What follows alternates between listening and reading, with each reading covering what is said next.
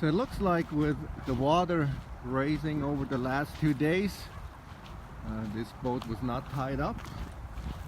Anybody is missing a boat, I have it. So just message me and we can arrange, you can come and get it.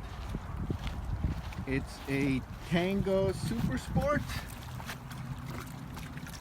And it's just kind of sitting here. So if you know anyone who has a boat like this, had a boat like this, or you're missing your boat, again the water raised quite a bit due to the storm and the rain.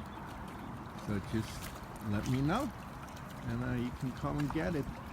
We're in the Harbor Cove, Winnie's, Gibbs Cove area. So if you have a boat that came loose, let me know. Alright, enjoy the rest of this beautiful evening.